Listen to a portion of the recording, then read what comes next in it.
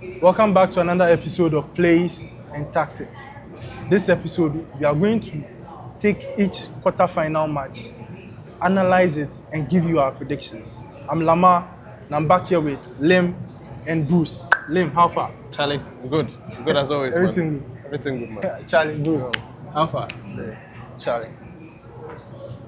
10 African countries qualified for the World Cup. Tunisia disgraced us at the group stages.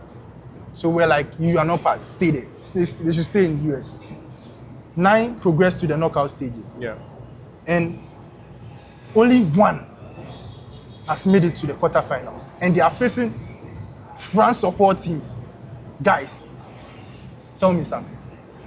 France, do you think they have a chance? I think this is the perfect test for France if they really want to make their mark as champions. I mean, like I said, from the group stages, they've had a lot of smooth sailing games until Paraguay gave them a different feel. Yeah. And I think Morocco are also going to give them a totally different feel as a team that is good on the attack, a team that is good in defense. And a team that has runners in midfield, right? So Morocco is going to give France a test. And if France come out like the way the Dutch did in that Netherlands game, Morocco is going to kill them. And not only that they are good in attack and defense, they can take you to penalties and also eliminate you there. Yes. So it's going to be a tough game for France. And I won't be surprised if Morocco actually eliminates France. I really won't be surprised. All I know is that it's going to be the match of the round. Lem, do you think there's a chance for Morocco to, like Bruce said? I think Morocco has they have like a 40% chance. 40% chance? 40%. Wow. You're giving them more chance than the bookies. Oh no, forget the bookies. I'm picking it as France has a 60% chance, and then because there's no draw in this. I mean, like of course. So one team will have to progress more or less. So I'm giving like France a 60%, and then the Morocco 40%. They're at 40% because of the quality of players that France has to change the game anyhow they want, right? But Morocco has also been a very resilient side, a very good side actually. Exactly. They've been like all around. They have a very good goalkeeper, very good defense, very cohesive midfield, very sharp attackers as well. It may not be up to the level of France in terms of even attackers and midfield, but they can hold their own, and they can. And if they want to play a game to frustrate France, they can actually do that. They can equally do that and top France as well. So, like Bruce said, I won't be surprised if Morocco eliminates France, but we are expecting France, or more, just because of the sheer quality that they have, we are expecting France to probably beat Morocco. But again, if Morocco actually beats France, it's no surprise at all because they're also a very good team. But I get you. But in my opinion, France, they are not going to take this game lightly at all. Yes, they know. They know what they're facing. It's either like it's going to be a very, very close game, or France runs away with it, like 4-0 or something. Because I feel like Paraguay would have given them a different sort of steez. Like Paraguay would have waken them up.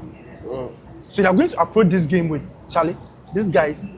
I don't think any team runs away with any results in this game. This game is going to be very cagey, right? So let's pick from Morocco and Brazil.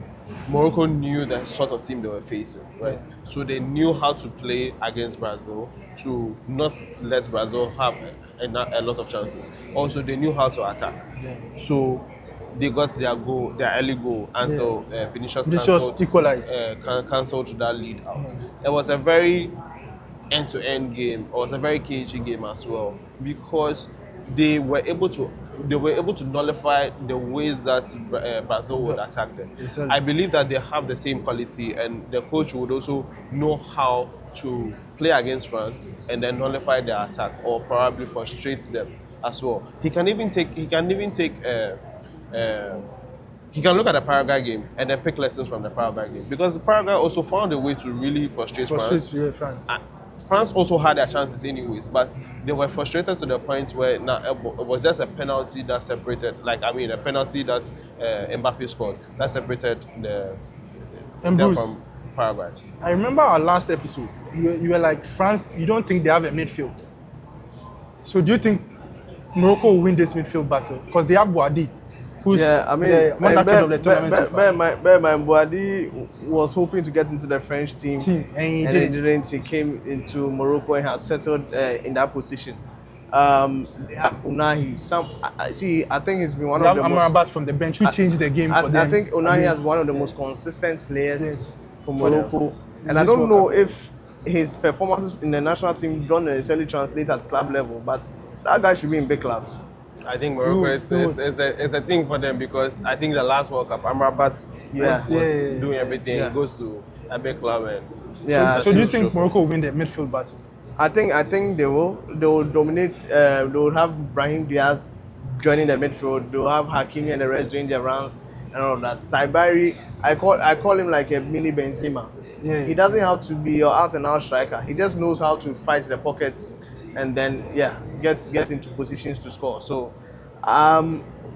if they decide to hold France and go on the counter, that will be dangerous for France. If they decide to stretch the game into an extra time or penalties, that will also be dangerous for France.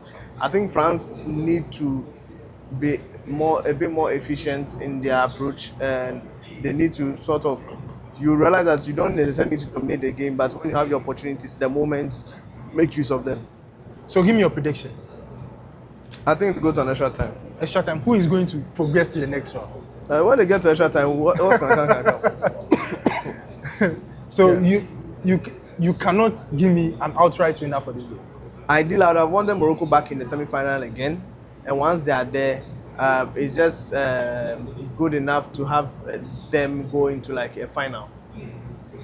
That already, whatever case Senegal put as cars, if I was cars, if I was a I'm judge dropping that. on cars, I'll be like, no, you ain't been Case good enough. dismissed. These guys are in the final, out.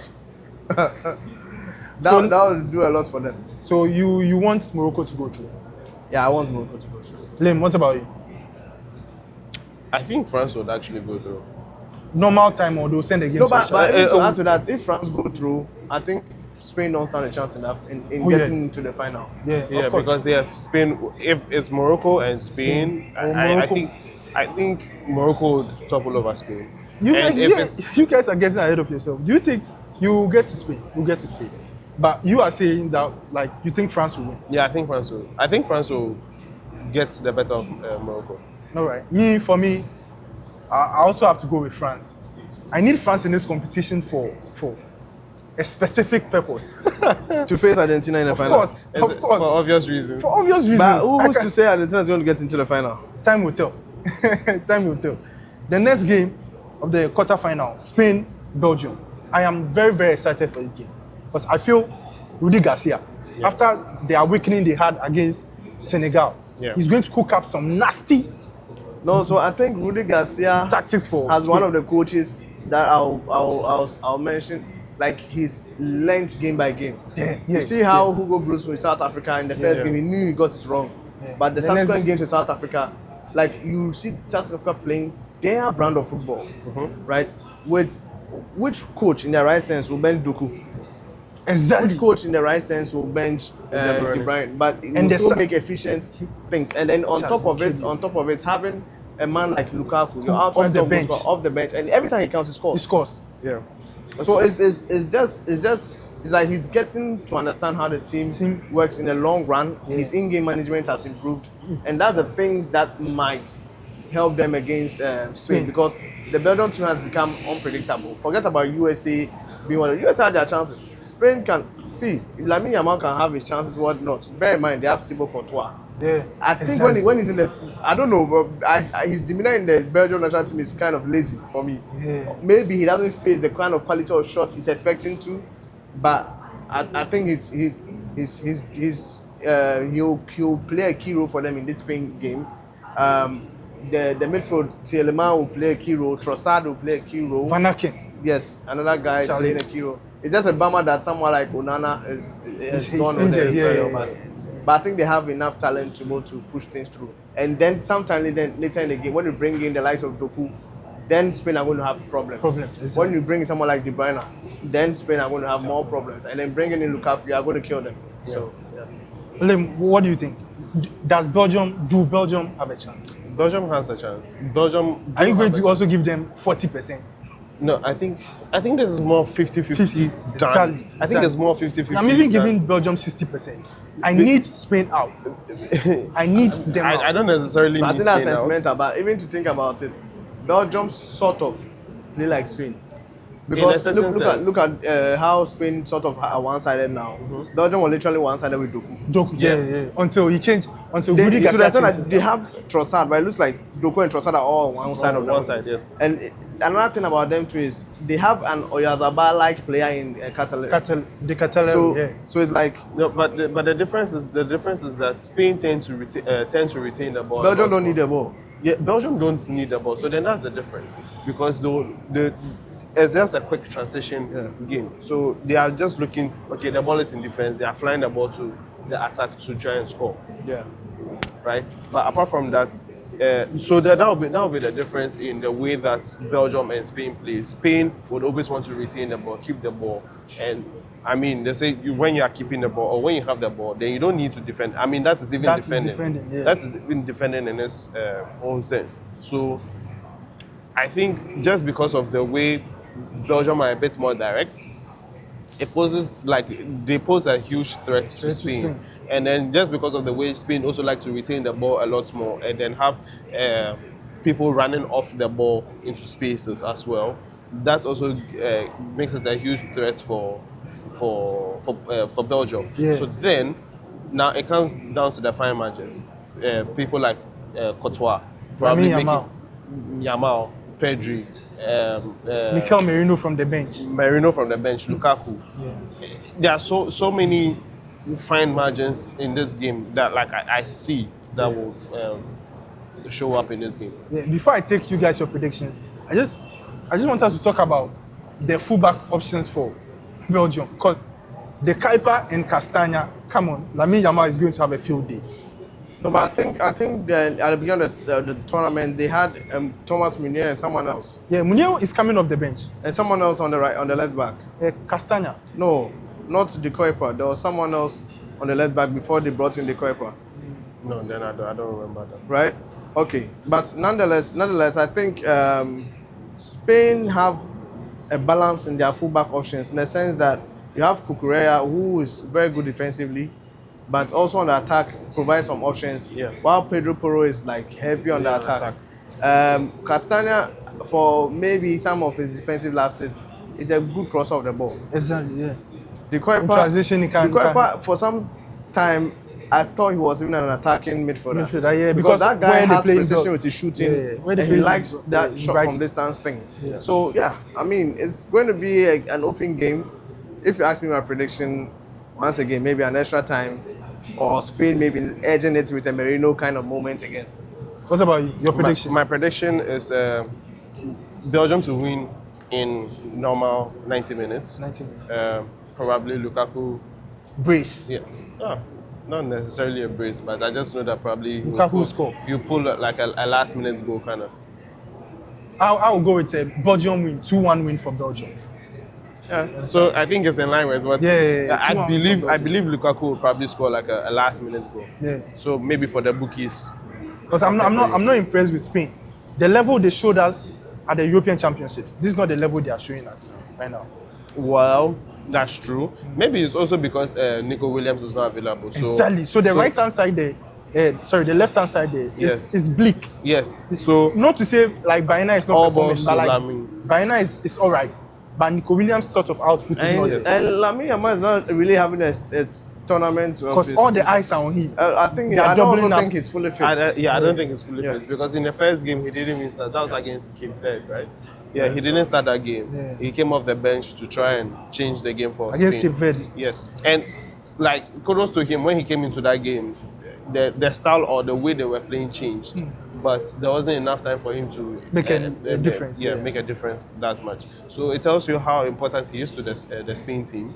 But again, it doesn't look like he's a fully fit player. So there's only so much that he can give. No. The next game, Norway against the Three Lions, England. I think that's going to be a blockbuster. Blockbuster, bro. Hurricane versus Haaland. Yes.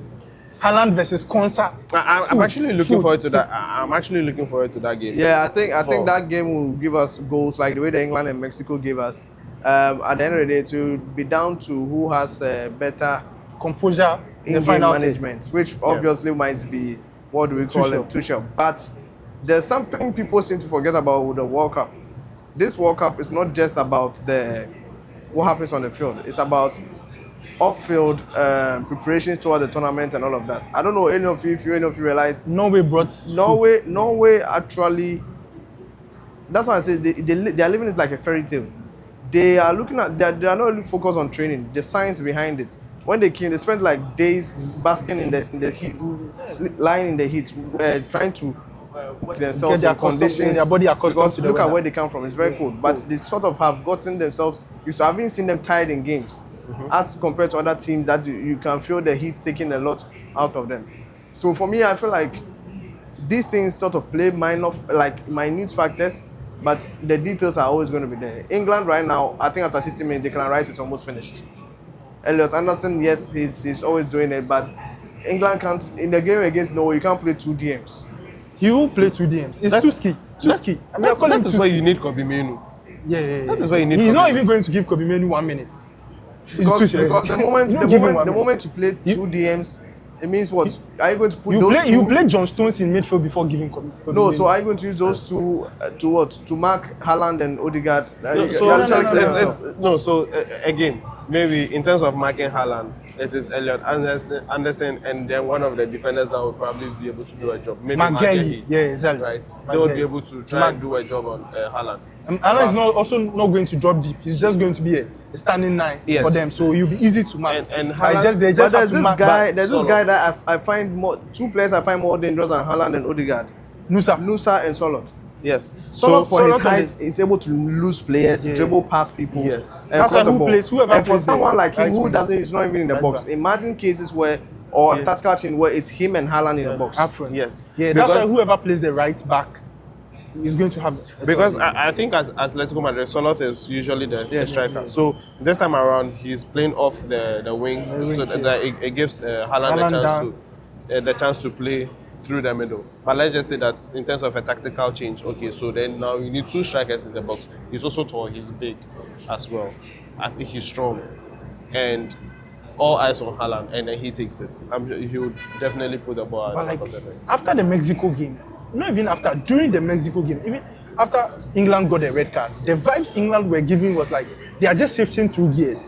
Like in sports, or not in sport necessarily, but in football, you don't need like 11 world-class players. No. If you can get like even 2 or 3 who are like very consistent, Yeah.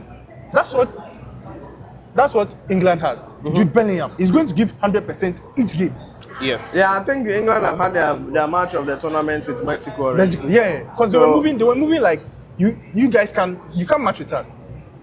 You can, if the red card hadn't come, they would have won like 4-0 or something, or 4-1 or something. Like you Yeah. understand? You get the point I'm making. Yeah, So so- they are not going to make it very easy.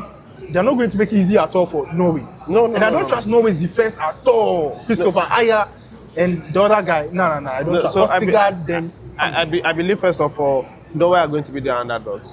A lot of people are going to be tipping England to win just because of sheer experience and then probably The quality they have. the number of quality that they have. But also we have a lot of these Norwegian players that play in the EPL, so they are able to probably adapt to the English way of football.